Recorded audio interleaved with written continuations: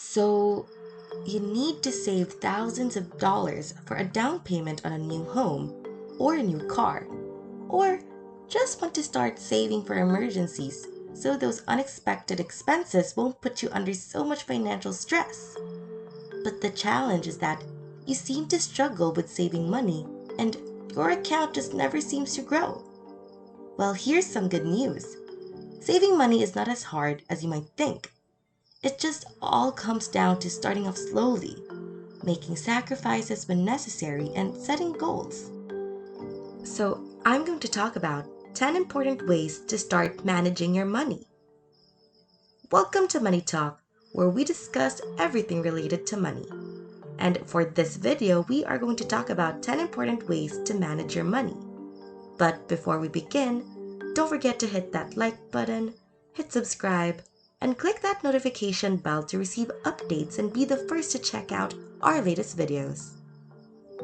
So, the first step is that you need to prepare your monthly financial plan a month in advance. The foundation of effective money management is planning. Make a monthly budget at the beginning of the month, or better yet, before the month even begins by estimating your expected income and monthly spending. Have your savings or investment contributions labeled as one of your regular expenses. This will make it simpler for you to save or invest by allowing you to view your savings or investments as non-negotiable costs like your rent or electricity payment. Making a budget plan will make it simpler for you to make financial decisions throughout the month. If your spending is currently equal to or exceeding your income, it's time to make quick changes. You need to determine which expenses are consuming more money than they should.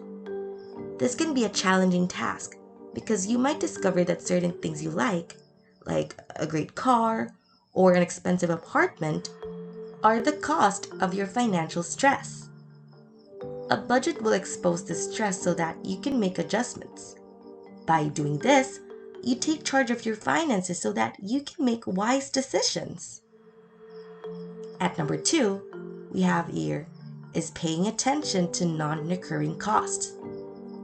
These are costs like Christmas presents that often don't occur on a monthly basis but are still consistent.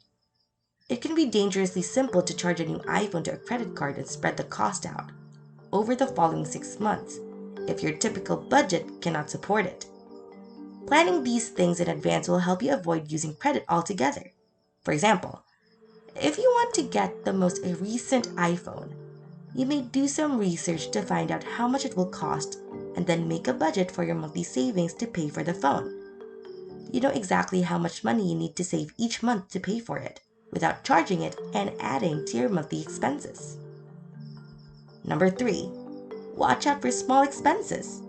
Small expenses, no matter how small they are, will eventually add up.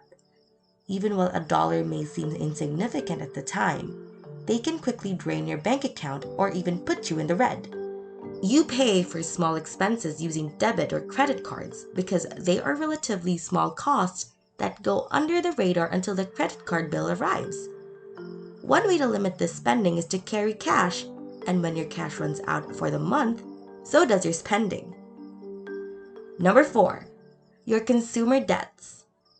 Consumer debts are your credit cards, and they carry the highest interest rates and may be a significant financial roadblock. Getting rid of consumer loans like credit card debt might help you have more money to invest in your businesses or retirement accounts, depending on what your goals are. Now I know the topic gets more and more interesting from here, but I want to know if you've already tried some of the ways mentioned in your money management. Let me know in the comment section below so that everyone can know how they went. So, number 5 is to keep your funds in a separate account.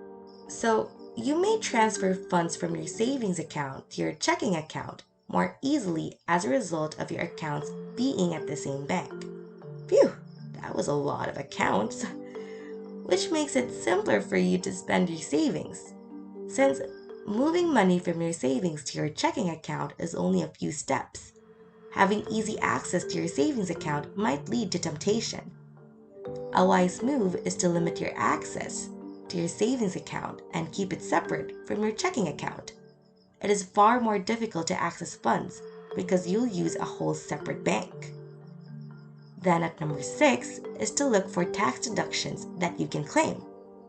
Using tax benefits or deductions is a key aspect of good money management. You can reduce your tax obligation in a variety of ways. Of course, before making any tax-related decisions, make sure to consult a professional. It is usually advisable to have a professional assist you with this aspect of your money because tax rules may be rather confusing. So let's get on with number 7. Number 7 says that we have to prepare your tax in advance. Most people only consider their taxes when it's time to file them, but by then the tax year has already ended and it's too late. Planning ahead of your taxes is something that anyone can do. This enables you to fully utilize the tax benefits you are eligible for throughout the year by helping you understand what you must do. So, at number 8, reduce your debt's interest rate. What a rhyme! A great tip is to use a few strategies to reduce the interest, which may help you pay off your debts more quickly. Asking your credit card issuer for advice on how to decrease your interest rate on your card is an easy way to start. Another strategy is consolidating your debt into a single interest-free credit line. Therefore, if you have several credit cards with various payments and interest on each of them, consolidating your debt to a single credit line with no interest will combine all of your credit card debts and payments into a single payment with no interest. And at number 9 is to take advantage of credit card perks. This point is only if you are a responsible credit card holder.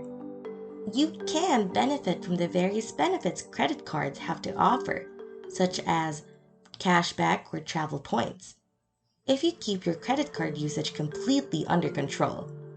Many people use credit cards to cover costs that they would otherwise pay out of pocket, such as utility bills, rent, or insurance premiums. This enables customers to earn rewards for money they would have spent anyhow, such as cashback or points. And finally, number 10 is to keep learning more about money management. You know what they say, your income only grows to the extent you do. So you should keep learning through reading books, talking to people about your ways and learning from them, attending workshops, and observing individuals who are more experienced than you. Continually increase your understanding and skill with handling money. So now that you know what they are you now more confident on managing your money? Comment your answer down below and let's keep the conversation going. If you enjoyed this video, make sure to hit that thumbs up button, click subscribe, and hit that notification bell to receive updates on our latest videos. If you want to watch more videos, head on over to our channel to see more. See you!